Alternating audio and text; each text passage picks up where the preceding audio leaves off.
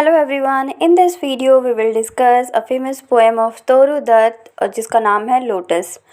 Lotus जो poem है वो शो करती है दो फ्लावर्स के बीच में, जिसमें लिली और रोज़ की बात की जाती है और लिली और रोज़ के थ्रू ही तोरू दत्त ने इंडिया और ब्रिटिशर्स, इंडिया और वाइट मैन के बीच में डिफरेंस बताया है, प्राइड और डिलीशियस के बीच में डिफरेंस बताने की एक खूबसूरत कोशिश की है। स्टार्ट करते हैं अपनी पोएम को। तो उससे पहले बात कर लें कि ये एक सोनेट है जिसमें 14 लाइन्स है। फर्स्ट टू 7 लाइन्स में इनके बीच का जो डिफरेंस है, जो रिवल है, वो एक तरह से दिखाया जाता है और लास्ट की 8 to 14 लाइन्स में जो लव थे उनको किस तरह का एक नया फ्लावर दिया जाता है उसके बारे में हम इसमें देखेंगे। और विच फ्लावर इज़, तो इसके बारे में हम पोएम को कंटिन्यू करेंगे तो आपको नॉलेज मिलेगी। स्टार्ट करते हैं पोएम को। Love came to Flora asking for a flower. Would a flower be dispute queen?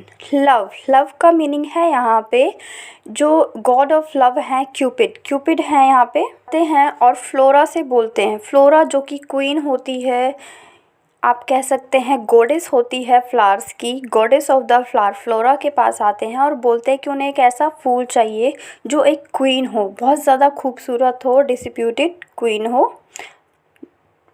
Disputed का मतलब होता है अनक्वेश्चन, मतलब जिसको अगर मैं ये बोलूँ कि ये बहुत ज़्यादा क्यूट है या फेमस है, सबसे ब्यूटीफुल है, तो कोई उस पर क्वेश्चनिंग ना कर सके कि नहीं ये खूबसूरत नहीं है या फिर इसमें ये कमी है। तो अनडिस्प्यूटेड का मतलब होता है unquestioning. The lily and rose long had been rivals from that high honour बाद ऑफ द पर।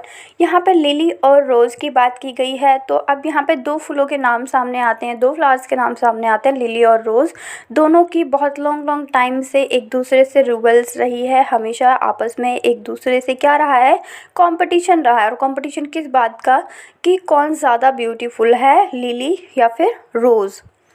Birds of the power had sung their claims, the rose can never tower। तो यहाँ पे birds of the power, birds को यहाँ पे poet से, writer से कंपेयर किया है कि जितने भी राइटर हुए हैं, पोइट हुए हैं, उन्होंने अपने अपने तरीके से इन दोनों फूलों की खूबसूरती के बारे में, ब्यूटी के बारे में बताने की कोशिश की है और हमेशा किसी ना किसी एक को ही प्रेज़ दिया है।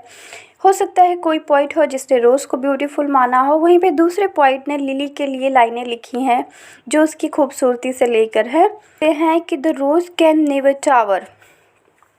टावर का मतलब तो वैसे होता है जैसे आपने आईफिल टावर सुना है, बट यहाँ पे नेवर टावर मतलब कि जो वो सीधा खड़ा नहीं हो सकता, जो रोज़ है। Like the pale lily with her Juno main. यहाँ पे जूनो का मतलब है wife of Jupiter, queen of haven की जो रानी है उसको बोलते हैं जूनो, कि जो लिली है उसको कंपेयर किया है जूनो से। सी यहाँ पे लाइक द पेल, यहाँ पे सिमिली का यूज़ किया गया है, लाइक वर्ड आ रहा है। तो लिली को जूनो मेन से कि वो इतनी खूबसूरत है जैसे कि वाइफ ऑफ जुपिटर और queen of heaven. But is the lily लवियस, तो क्या हम कह सकते हैं कि लिली जो है वो रोज़ से ज़्यादा खूबसूरत है। दस बिटवीन, क्या इन दोनों के बीच में ऐसा है। Flower fraction rank the strike in Sikes brown. अभी जो फ्लावर्स के बीच में फ्रैक्शंस हैं, जो इनका डिफरेंस है, वो साइक्स बार का मतलब है, यहाँ पे साइक को लिया गया है। A princess loved by Cupid, एक ऐसी प्रिंसेस जिसको प्यार करे प्रिंस, इससे लिया गया है।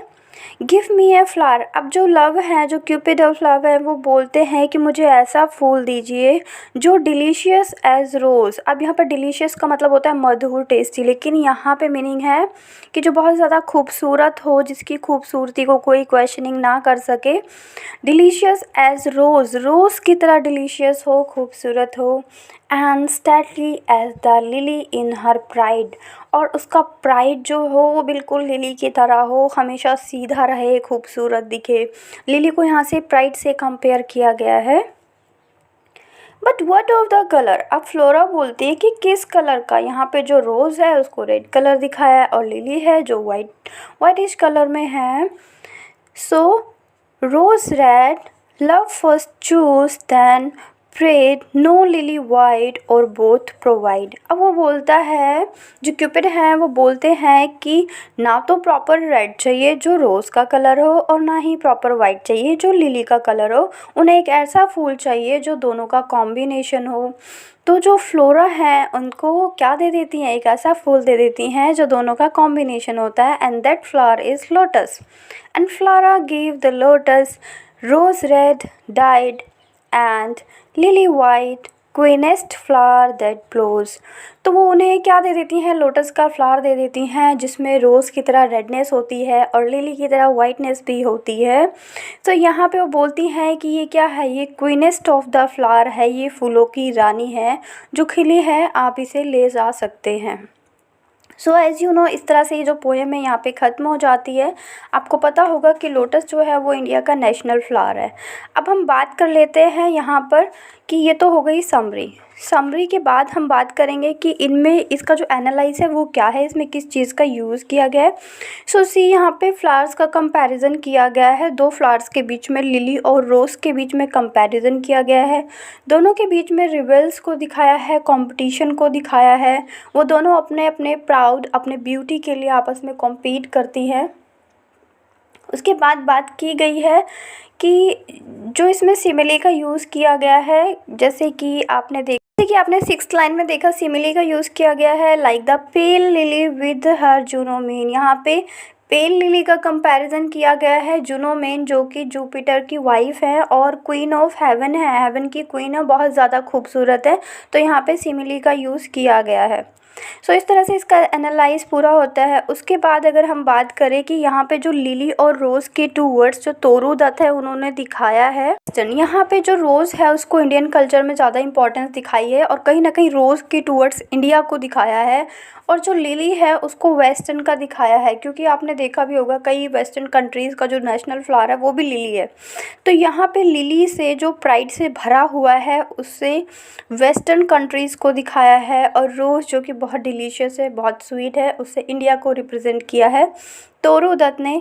ये पोइट्री तब लिखी गई थी जब जो इंडिया थी हमारी उसके ऊपर ब्रिटिशर्स का रूल था। सो कहीं ना कहीं इस पोएम के थ्रू उन्होंने ब्रिटिश और इंडिया को भी प्रेजेंट करने की कोशिश की है, साथ के साथ डिफरेंस दिखाया है, लव को दिखाया है, यहाँ पे क्वीन ऑफ फ्लावर को दिखाया है। If you like the poetry, like share and subscribe us, be with us, goodbye and take care friends.